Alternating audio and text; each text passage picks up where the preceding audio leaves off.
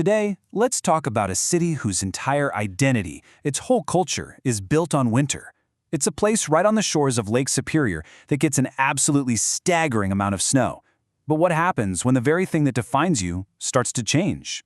Let's unpack this warming paradox and see what it means for a city that was literally built on ice. Just look at that number, up to 200 inches. That's more than 16 feet of snow every single year. We're talking enough to completely bury a single-story house. This isn't just, some bad weather. It is the very foundation of a way of life. It shapes everything, the economy, the culture, the people themselves.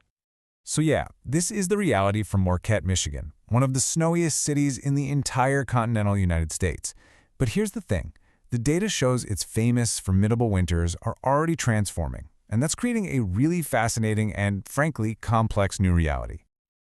Okay, so to really get a grip on where Marquette is headed, we first have to establish what's normal for them. Let's take a look at the baseline climate that has defined this city for generations.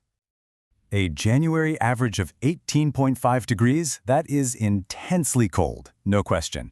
But the most defining number here is at the bottom, nearly 143 days a year at or below freezing. That is almost 5 straight months where the entire landscape is fundamentally frozen. This is the foundation of Marquette's whole winter identity. All right, with that baseline locked in, let's look at the changes that have already been measured. Now, this isn't some future projection. This is what the data shows has actually happened over the past 70 years or so. And the headline finding is pretty clear. Since the middle of the 20th century, the city has warmed by over 2 degrees Fahrenheit. Now, that might not sound like a huge amount, but in climatology, that is a really significant shift. And you'll see when you break it down by season, the story gets even more dramatic. Just look at that bar on the left. Winter has warmed by 3.2 degrees, way faster than any other season. The very core of Marquette's climate, that deep and persistent cold, is actually warming the most rapidly, and fall is right behind it, which, when you think about it, effectively shrinks the length of that core winter season from both ends. And it's not just about temperature either. The total amount of rain and snow that falls each year hasn't really changed much, but when it falls, that's been completely redistributed. The cool seasons, fall and winter, are getting wetter, while the warm seasons, spring and summer, are getting drier. This kind of reshuffling has huge implications for the entire ecosystem. So, what's driving all this? Well, to understand Marquette's climate, you have to understand the massive engine sitting right on its doorstep, Lake Superior. It isn't just a body of water, it is a powerful climate accelerator. This comparison right here is pretty stunning. While the air in the region has warmed by about 2.3 degrees since the 70s, the surface of Lake Superior has warmed by a whopping 4.5 degrees. It is literally heating up almost twice as fast as the air around it, and that has some profound consequences. And one of the most direct consequences is this: a 70% drop in ice cover across the Great Lakes. Less ice just means more open water, especially during the winter. And more open water means there's a lot more moisture available to get into the atmosphere. This brings us to that famous phenomenon, lake effect snow. The recipe is actually pretty simple.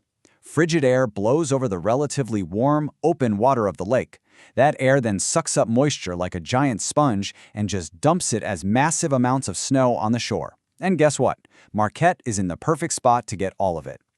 So what happens when the water's warmer and there's less ice?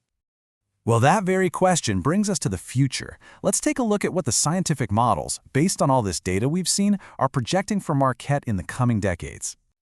Okay, so by the middle of this century, projections are showing an additional 3 to 6 degrees of warming. And remember, that is on top of the 2 degrees of warming that has already happened. The change is accelerating. And by the end of the century, wow, that number could jump to a staggering 6 to 11 degrees, depending on our emissions. A change that large represents a complete and total transformation of the regional climate. But what does that actually feel like in human terms? Let's look at summer heat. Right now, Marquette sees maybe 2 days above 90 degrees a year. By mid-century, that's projected to jump to about 14 days, a full 2 weeks of serious heat in a city that was built for the cold. Which brings us to the final, and I think most fascinating puzzle of this whole story. In a warming world, you just expect less snow, right? Simple. But for Marquette, the future of its most defining feature is actually a paradox. So what does happen to all that snow in a world with a warmer lake and shorter winters? Well, the answer isn't as straightforward as you might think. Turns out, it's a two-phase future. In the near term, phase 1, less ice on a warmer Lake Superior means more fuel for that lake effect engine. So that could actually lead to more intense snowstorms for a while. But then comes phase 2.